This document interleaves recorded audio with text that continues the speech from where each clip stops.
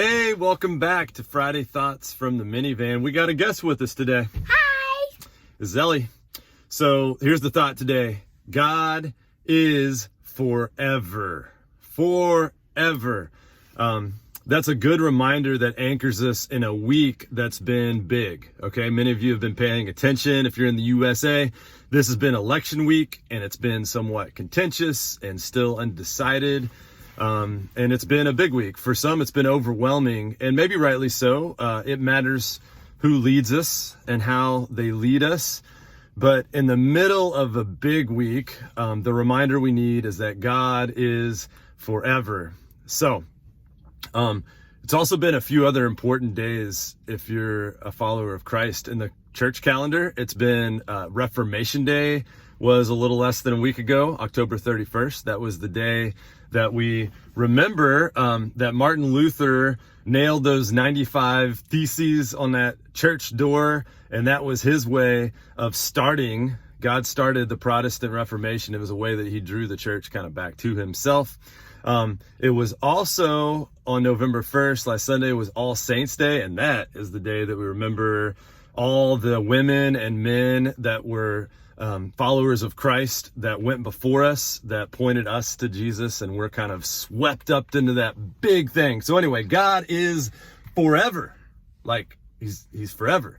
So with that in mind, I would like to read something from today's lectionary reading. Once again, if you want the lectionary readings, just Google daily lectionary reading. Ellie's going to read it for us. Remember, God is forever. Go ahead, Ellie. God gave his instructions to Israel. He commanded our ancestors to teach them to their children, so the next generation might know them, even the children not yet born, and they will teach their own children. Nice.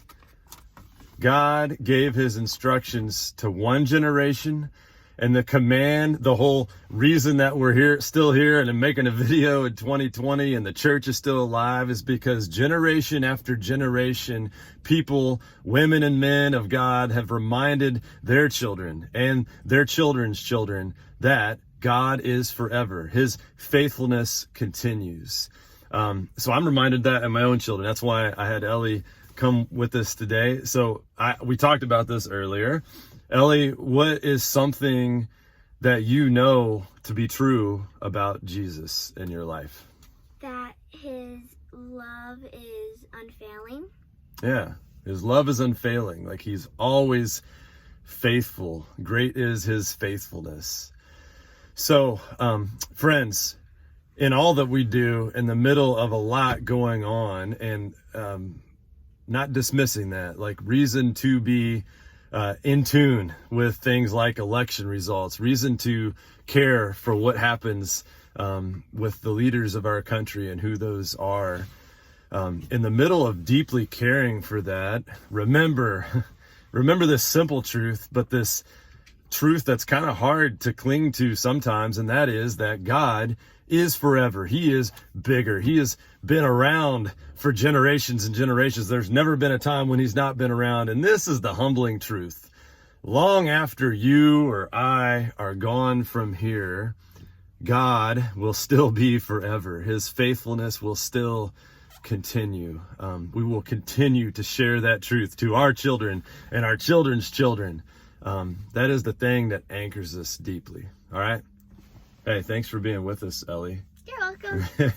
All right. Hope you're well, friends. Don't forget, oh yeah, movie night tomorrow night. You going to movie night? Yeah. Me too. Overcomer. So that's at 5 p.m. Saturday night. Hope you can join us.